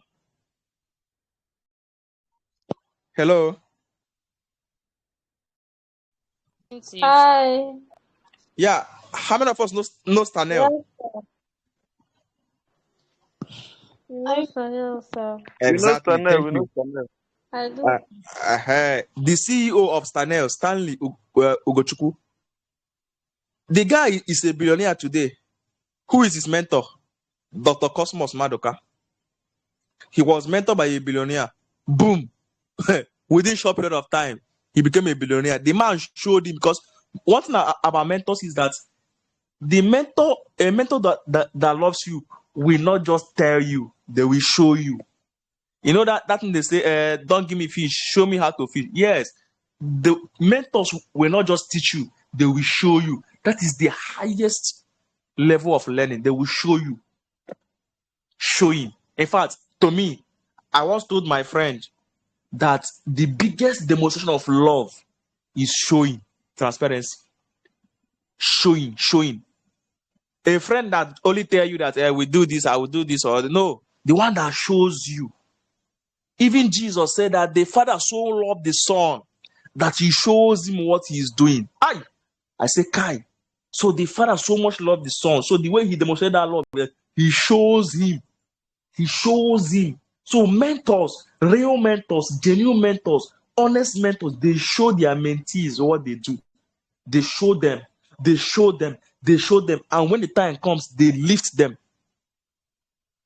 If you are diligent under a genuine mentor, within a short period of time, you will enter your wealthy place. It will not even take up to 5 years. I assure you. Mentorship. Stanley is under Dr. Cosmos Madoka, and he once shared a story. Okay, let me put something here. Here is the advice. Do not wait for a mentor to find you. Go and find them. Go and find your mentors. Don't wait for them. My situation, my condition, my elimination. Don't wait for them to find you. You go all out and look for mentors. And once you meet them, please always show up consistently. Be deliberate about it. Always prove yourself to them. Always impress them. I know that one stupid, foolish African culture has told you, I'm not in this life to impress anybody. I'm not in this life to please anybody. Oga, you see that rubbish mentality? Better burn it today, because you must please some people. In fact, your mentor is God that you are seeing. You must please him. You must please him. In fact, worship him. If that is the right word to use. What I mean that you must honor him. If I mean worship, I mean you must honor him. Show up. And don't say that they're using me. Let him use you. Okay, now that nobody is using you, how useful are you? Let that mentor use you. I have a good friend, a lady that she's building a big brand now, big brand. But her mentor, she still works for her mentor, and she never sees that her mentor's assignment or task as a disturbance. Maybe she may even be in this our class now, sir. She doesn't see it as a disturbance. It was that her mentor that showed her the way. And today now she's doing great things. In fact, some of her clients are coming from that same mentors. All right. So allow your mentors to use you and be happy. In fact, be happy being used, because one day they will not use you for long. You become useful to your generation. You become useful to the whole world. One requirement of being useful is that you'll be used. It is those that are used that will become useful, or else you become useless. So always show up for them. Prove yourself to them. I wrote here, it was Stanley Uzochukwu, the CEO of Stanel, that went for Dr. Cosmos Madoka, CEO of Coscaris, to mentor him. Today he's a billionaire because he was mentored, or is he being mentored by a billionaire? Just go online and browse about him. And please, let me add this. If you happen to meet any mentor, please don't make that mistake of asking your mentor for money. Don't make that mistake. There are some of us entering for the boys. Don't make that mistake. Even if they give you, that may be the last thing that you will receive. Don't make that mistake. Even if they want to give you, say that no. what I'm here for is in fact, I appreciate the access you are giving me. I appreciate the knowledge. I appreciate the involvement. I appreciate the exposure. Your mentors, they have the relationship, they have the exposure, they have the connection, they have it all. Better follow them. Only one recommendation, even if it takes 4 years, 5 years, follow them. Only one recommendation will change your status forever. Always honor them, buy them something, look for what they need, and solve their problem. That is how to relate. Oh, you see now, I'm digressing, but that is how to relate with mentors. Mentorship. So now, let me now ask you now, you that have learned that skill, who is mentoring you? You are into real estate, who is mentoring you? You are doing fashion designing, who is mentoring you? You are a doctor, who is mentoring you? Make sure that you have a mentor. For example, I am building a tech company now. I have a mentor. I submit my progress to him. He guides me, say, do this, do this, do this, do this. And I am happy that he's guiding me. In my career, I have mentors there. I have mentors. Some of my lecturers, I do meet them for counsels, and I do honor them, because tomorrow I intend that one day I'll become I'll do my PhD, maybe then become a professor. So I'm following them. Mentorship.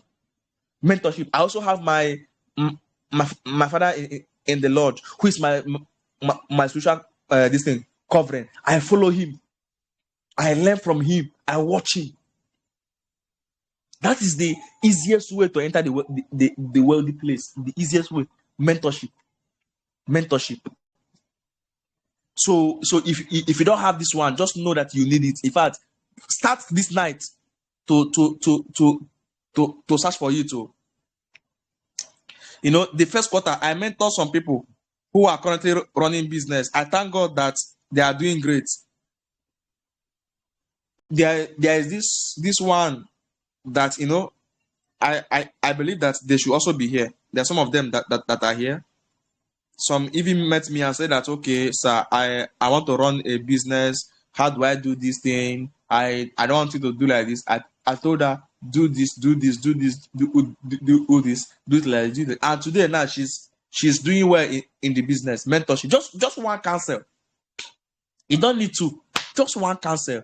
I brought clarity to what she was doing. Clarity. That's the power of mentorship. The power of mentorship. All right. So in every area that you seek to change, have a mentor there. This one is bonus. Let's say you want to invest in real estate. Have a mentor in real estate. You want to progress in medicine. Have a mentor in medicine. You want to checkmate your relationship. Maybe you want to marry and you want to guidance on. Have a mentor on relationship and marriage. You are doing crypto. Have a mentor in crypto. You are doing forex. Have a mentor in forex. You are doing graphic designing. Have a mentor in graphic designing. You are doing project manager. Have a mentor there in every field. Make sure you have mentor there. Don't just say one mentor. No, you are permitted to have many mentors. Yes, you are permitted to have many mentors. Just imagine you are doing 5 things now and you have big mentors in 5 of them. Tell me why you will not prosper. So in case you still want to join in my own mentorship, this thing, the inner circle, I may still open the window small. Meanwhile, let me call my number. You chat me up on WhatsApp. I may post this video later on maybe on the YouTube later on. But let me just call my number 081 31 87 27 53. So you can chat me up on WhatsApp, or you go to the WhatsApp group chat, check the admin. chat the admin up on the WhatsApp chat, and then indicate your interest so you be told what to do. So I will, because of our time is already fast spent. So permit me to skip partnership. Partnership is one of it. This one is one thing that kills Africans, or better still, most Nigerians. They want to build the brand alone. They want to be the sole owner of it. No, you can partner. There are steps. You can learn how to do partnership. You can bring the idea, the person bring the manpower or the skill, then two of you can create that brand, can start that business. People can do partnership. Facebook was started by 4 friends. And they became from friendship to partnership. And the 4 of them, they started Facebook. So don't do it alone. Don't do it alone. So sometimes you have idea, share it with your friend. People can partner, put your resources together and invest and start. Don't always go alone. You must not always go alone. So partnership is one of those ships. As long as you have someone that you have the same mind with him or her, people can start that business. So the same mind, the same interest, the same, start the business. In this video, I will not be telling you the things to checkmate if you want to get a partner. Maybe that one, maybe in one of the subsequent classes, lectures, I will talk about it. All right, but for now, partnership is one of them. Please. Also, friendship. I've already said that Facebook was started by Mark Zuckerberg and his friends. Bible says that he that walketh with the wise shall be wise, but a companion of fools shall be destroyed. I don't know your friends, your inner circle, your friends, your circle. What do you discuss about? What do you talk about? Do you argue Chelsea and Arsenal and Arteta? Or do you discuss Davido and Asake? Or if people talk about clubbing, how to go to club and all that? Or what do you discuss? Real friends should be ones that people should be talking about ideas. How can we come out from this? People that are pursuing something, people that are chasing something, anytime you meet them, ideas. Anytime you meet them, figures. They have target to meet. They have goals. All right. These are kind of friends you should be looking for. And if your friends are not like that, I will quietly advise you either you change your friends or you change your friends. Honestly, if you want to enter the wealthy place, please start looking for friends who are going there, because you cannot be going for somewhere that is great and somebody is dragging you back and I see with the person. I once wrote something on my Facebook many years ago, I think in 2016, when I was still, or 17, when I was still in secondary school. I said a ship is meant to take you places. So if your friendship, your partnership, your relationship, your whatever ship is taking you nowhere, please abandon that ship. Honorably, leave that ship. So I will advise you, examine your friends, checkmate your friends, or better still, if they know little or if they don't know much, you can begin to mentor them, to spur them, so that you all can begin to challenge yourself to get to the wealthy place. The final ship. I intend to stop by 9 p.m. Oh God, and I still have one more thing to do, but no problem. Let me take the final ship, fellowship. This is the anchor ship, your fellowship we have with God and with men. But because I've talked about most friendship, all those ones are mostly with men, let me talk about with God. This is the anchor ship. Every other ship is powerful, but this one is the foundational. Fellowship with God gives you wisdom beyond education, favor beyond network, and peace that sustains you through the storms of the journey to the wealthy place. If you remember, for those of us that started from the beginning, where we read in Genesis chapter 26, you find out that the first person that spoke to Isaac when he wanted to japa to Egypt was God. That was because he has a good fellowship with God. So God came and told him, don't go to Egypt, stay in this land. I will bless you here. And guess what? The Bible says he sowed in that land and then he reaped how many times? 100 times. What he sowed. And later again, when he entered his wealthy place, the Bible says that he then built an altar to God. Altar to God. Let me tell you something. Everybody in the wealthy place has a spirit that they pay allegiance to. I repeat, everybody in the wealthy place that are in that wealth, in that state whereby they can give billions and nothing will happen, they have a spirit that they are paying allegiance to. Let no man deceive you. Dr. Emmanuel Olumide said, either you are in the secret court or you are in the secret place of the Most High. If you are not in the secret court, you must be in the secret place of the Most High. Most High God. There's no two way about it. But if you are in the peripheral level, if you are saying the poverty state, maybe in the first level, second level, you are permitted to be, be journeying, be enjoying your small money. But if you want to enter to the realm of influence, the realm of power, realm of authority, that realm where people like Elon Musk, Dangote, Bill Gates, these people are, you must pay allegiance to a spirit. And in this case, because we are Christians, I believe most of us are Christians. And in case you are not a Christian, you please become one.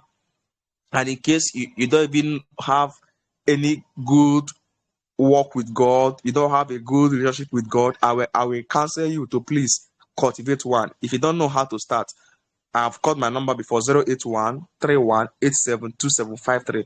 We can still talk on that line. But see, let me tell you, there's no magic. You must subscribe to one. Do you know this thing that there will be contracts worth billions of dollars and it will go to somebody? People bid for it. Before it goes to anybody, there is a control that has already happened in the spirit. It is the spirit that you pay allegiance to and your level of sacrifice to that spirit that will determine what you get. This one is, those on the ground level will not understand. Okay, there's somebody now that will still come and say, what do you mean? Do you mean that Bill Gates, that built Microsoft, do you mean that he has, that he is paying allegiance? After all, he does not believe in God. Does it mean that? Let me shock you. Go online and browse about Epstein. There's thing about Epstein, about this thing that had to do with Epstein's file, the secret that was just released recently in US. Now there's a way they traced that to child. Is it children trafficking now or children missing? Many children have been missing for long, in thousands of children missing. Where are they going? These are things that you know not. Sacrifices. I thought that it's only in Nigeria that children will be missing, kidnappers. No, this one now is the record in thousands. There are many notable people that were found in that Epstein's Island. They are paying allegiance, sacrifices to the spirit that they worship. Which spirit are you worshiping? It is only the blessing of the Lord that makes us rich and add no sorrow. So if you must enter your wealthy place, just like Isaac, You must pay. You must be someone that has a consistent fellowship with God. Fellowship with God there means that you interact with God. You like there's what they call you have a relationship with God. You are interacting with Him. You are walking with Him. You obey Him. You pray to Him. You worship Him. There are some insights you will get because of that. I know when I started my business, I heard His voice. He's promised that He will back me. Until tomorrow, I still maintain my fellowship with Him, and I'm not ashamed to say that it is God. It is God. So anyone that we get to a wealthy place without suffering shipwreck, you must make sure that this particular ship now, fellowship with God, is one of it. I think I've exhausted my time. I still have a lot of things to do. Okay, let me just put this one. Fellowship with men will give you accountability, community, spiritual strength, and a tribe that refuses to let you quit. All right. But fellowship with God, it will give you that confidence. There's a place in the Bible that I'm thinking, where the Bible said that money is a defense, wisdom is a defense. But the difference now is not that wisdom gives life. And Bible says, if any man lacks wisdom, let him ask. So you gain wisdom when you walk with God. Wisdom will give you life. Money will not give you life. But a wise man will not merge wisdom and what? Money. That is the beauty part of it. Do you know, Bible says, what shall it profit a man that he gains the whole world and loses his soul? It's terrible. It's terrible that you become the billionaire and then you now lose your soul and rot in hell. But imagine it now that you enter your wealthy place and you know for sure that the God of heaven is happy with you. Just think about it. That is what part of my joy. That I know Jesus. Jesus knows me, and as I'm pursuing my wealth, I am pursuing the kingdom. Bible says, "Seek first the kingdom of God and His righteousness, and then all these things." So I am positioning myself to receive the blessing. All right, and I'm also know very well that I am in peace. In peace. The way they call you, that you are in peace with the God of the whole earth. It gives you joy. There is this joy. There is this confidence it gives you. When you are sleeping like this, you are not afraid, because you are in good terms with God. In case you are listening to me and you still don't have good terms with God, if you die now, you are not even sure if you will go to heaven. Just quickly, so far as I hearing me now, you can quickly say, Jesus, Lord Jesus, I accept you now. I accept you now. Be the Lord over my life and help me to get to this worthy place. All right, it's as simple as that, and he will quickly come in, and then you will decide that you will begin to live right. All right, it's as simple as that. I've called my number before, so I wanted to talk about this. It's too long. Attitude of those that will get to wealthy place, but I will not. There are still 8 of them.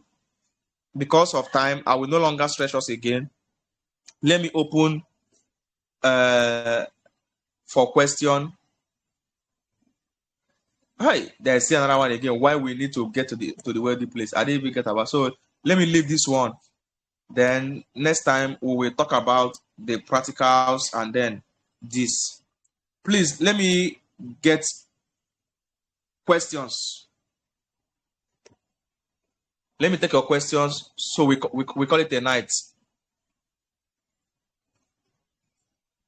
Question, please.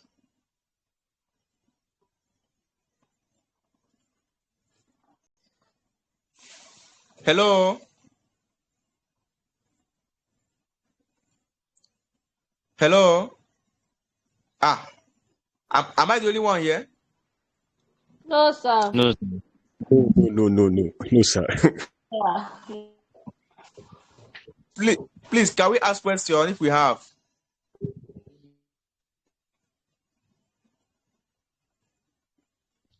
Okay, I have a question, sir.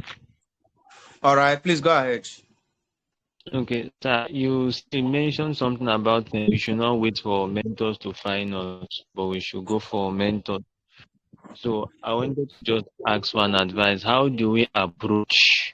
How do we first of all find these ones, and how do we approach them? All right, very great question. How do we find? How do we approach them? How do we find them? Okay, first of all, is you will have to answer this question. Where are you going to? Where are you going to? Where you establish the fact, okay, I'm going here. All right. You will now find out the second question: who has gotten there before, or who is there now? Then when you are finding the person, okay, the person is there. Okay, the question of who and who. Maybe you may ask who and who are there. Maybe you'll find like 5 persons, 10 persons that are there. The next one will not be who among them now can I have access to? You will not know, okay, this person now I can have access to this person.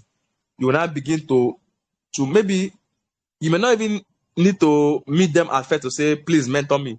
You may have to walk your way up. Let me give you an instance. There's somebody we all know. If you're in no coffee, you know him. Let me check if he's in this call. Okay, he's not in this.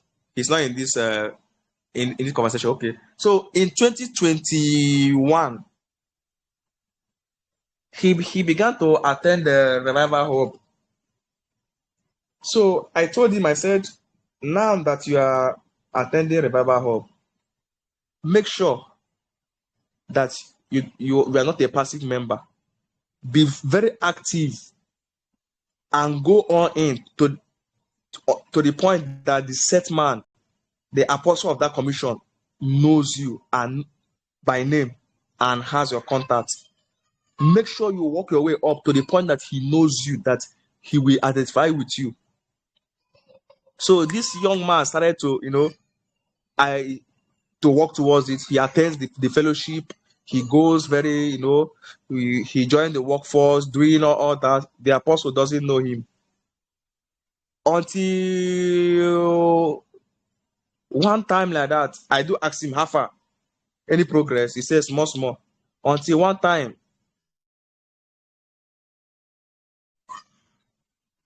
he asked him what's your name, because he had seen his face. He said he called his name. Then later again, one time again, he asked meeting. He said this face. He called his name this time around. Now he remembers his name. Now it has been starting now that the apostle has not known his name.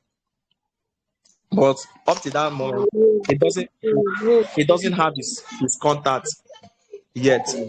So he kept on becoming active until one day. Please, Destiny, please mute yourself, please. Destiny, mute yourself. Destiny, mute yourself, Dabel. Mute yourself. So until one day, it was now the apostle that told somebody to tell so person to chat him up. He has known him. He now had to tell somebody, please tell this brother to chat me up. Like that. That was how they now gave the brother the apostle's number. He chatted him. Okay, I'm so person. To the point that even when the brother was doing induction, apostle has to come. That is the power of mentorship. Like that is the only way I can explain it to you. Because sometimes the mentors may not be reachable, but you have to walk your way up if you identify them. And when they see your spirit, your dedication, your diligence, they will summon you and call you up. I don't know if you understand. So in every area that you need to change, that you need to go to, find someone that has gone there before. It will help shorten your journey. It will give you clarity. It will give you guidance. It will give you leadership. It will give you the enough information that you need. It's like holding your hand and taking you to where you are going. All right. So many people are stuck because they lack mentors, actually. So, another question?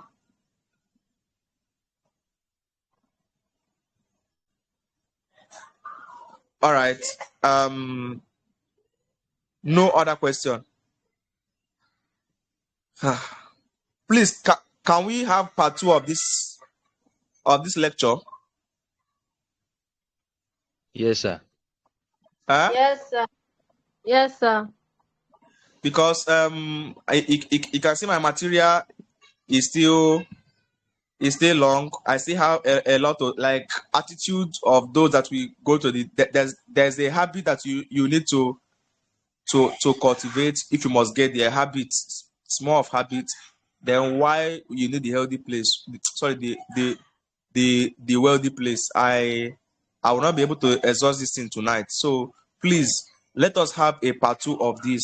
Meanwhile, thank you very much for your patience, for your time, Um, for staying till because, this moment. In case you have questions, you can drop it on this Telegram group chat, or you go to the WhatsApp and drop it.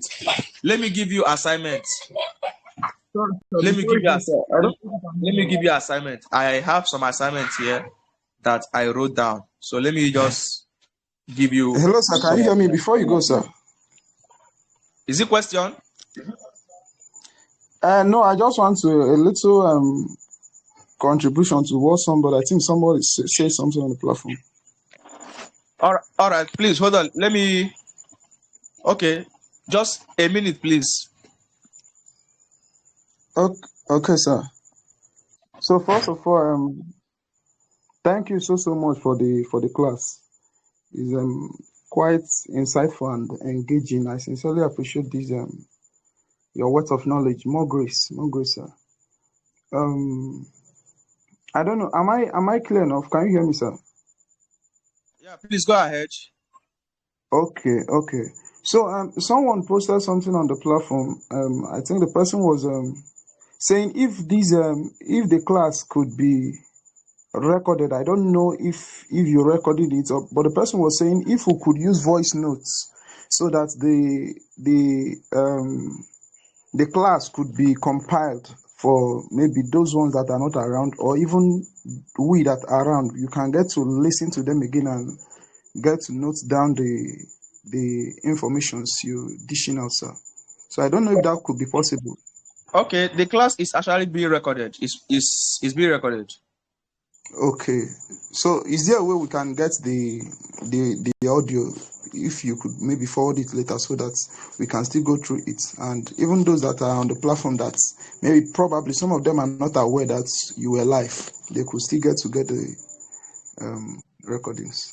Could that be possible? Okay, I will think about it. This class is meant for those in the inner circle. those Yes. that paid for the inner circle. So I gave the grace to include those that are outside. So Yeah. I will I will think about it. It will It's if the demand is much, I may now release it. But if I will post it, I may likely post it on YouTube and then drop the link for us to go and watch. okay. That's a good one. That's a good one. Yeah. Thank you, sir. God bless you, sir. Yeah. You're welcome. You're welcome. Thank you. So let's take our assignment. So now that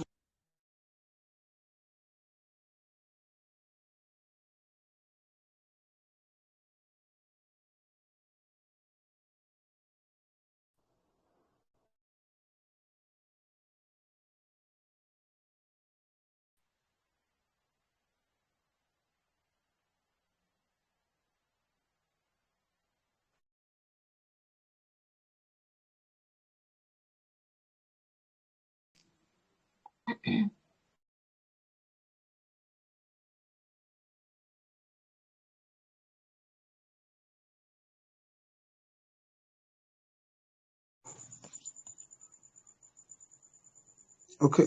I'm sorry. Can anyone hear me? I don't know if I'm the only one getting this. Can anyone hear me? We can hear you, but I'm talking. Hope you can hear. Hope you can hear me. We've not been hearing, so I was thinking maybe it's the network. Okay, can we hear me now? Yes, we can hear you now. Oh, sorry. So I said that you should name your enemy.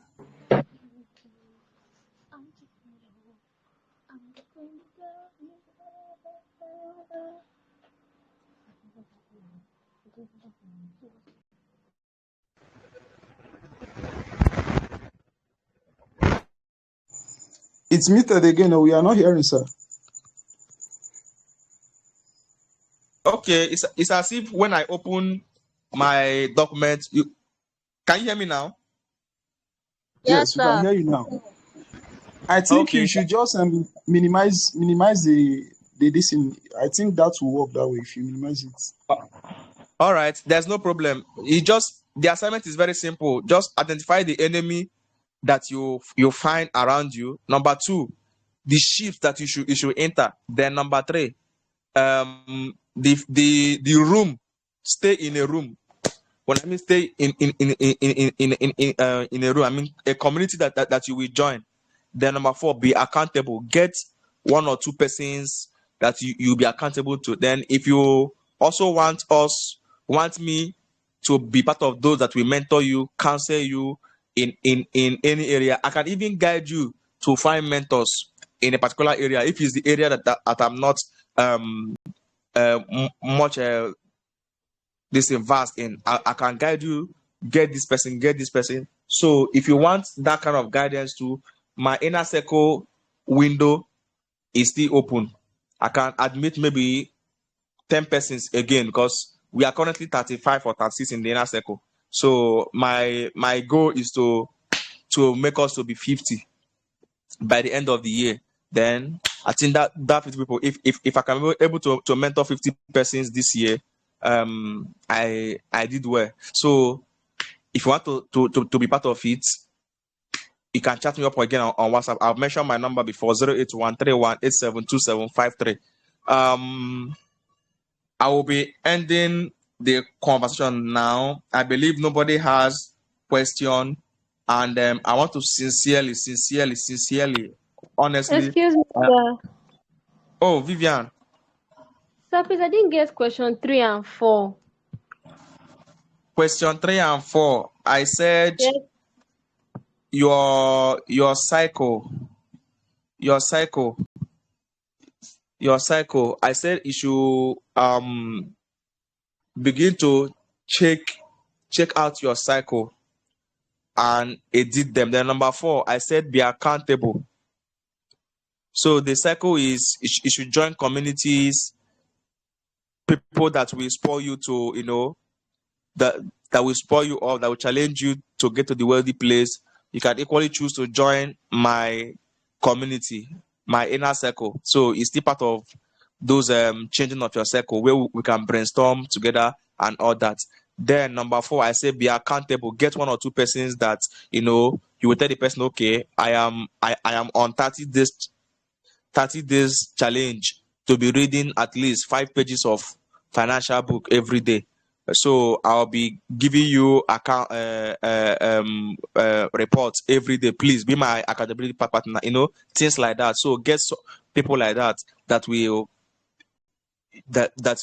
hold you accountable. So that's what I mean.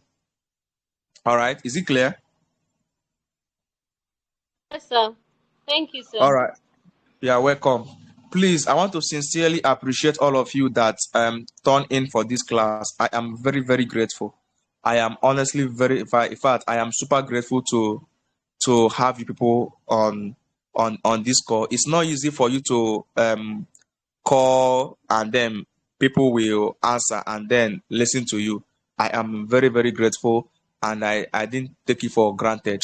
And I also want to appreciate you once again. Thank you very, very much. The next class, I'm hoping I will check my schedule. I may hold it again maybe next Sunday by 7 p.m. So please, one thing you do for me is always repost, invite other persons, let them come in and join. All right, and I pray that all of us will still get to that wealthy place in the name of Jesus. Can we share in the grace of our Lord Jesus Christ, the love of God, and the fellowship of the Holy Spirit be with us now and forevermore. Amen. All right. Good night. Good night, sir. Thank you, sir. Good night, sir. Good night, sir. Thank you very much, sir. Thank you, sir. You are welcome. You are welcome.